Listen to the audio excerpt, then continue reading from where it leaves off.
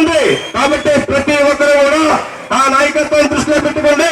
ప్రతి ఒక్క గ్రామంలో కూడా ప్రతి ఒక్క కార్యకర్త కూడా సైనికుల్లో పనిచేయండి.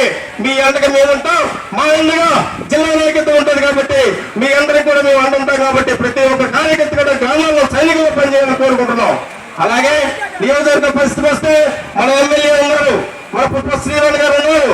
ఆమె చైతన్యవంతురాలు, చదువులో అయితేనేమి రాజకీయాల్లో అయితేనేమి ప్రతి ఒక్క గ్రామం కూడా మనం టచ్ చేసాం. ప్రతి ఒక్క ఇంటింటికి కూడా మనం టచ్ చేసాం. గడపడం కార్యక్రమంలో చేసేటువంటి కార్యక్రమాల్లో మనకు పరిచయాలని మన నియోజకవర్గంలో ప్రతి ఒక్క ఇంటికి కూడా ఆవిడ పరిచయం అవ్వడం జరిగింది. అయితే ఈ దుర్మార్గం పాలన, ఈ తెలుగుదేశం పాలన ఏ రోజు కూడా మనం చూడలేదు. ఇట్లాంటి దౌర్భాగ్య పరిస్థితి ఏ రోజు కూడా మనకు జరగలేదు కూడా.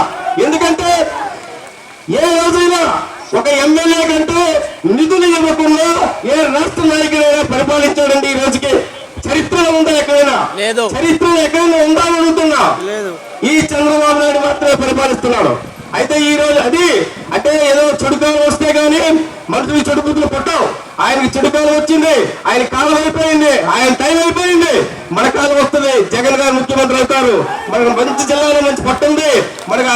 మన నియోజకవర్గం లీడర్కి మన జిల్లా నాయకుల ద్వారా మంచి సన్నిహితం ఉంది. కాబట్టి ప్రతి ఒక్క పని కూడా మనం సాధించుకోవడానికి అవకాశం ఉంది.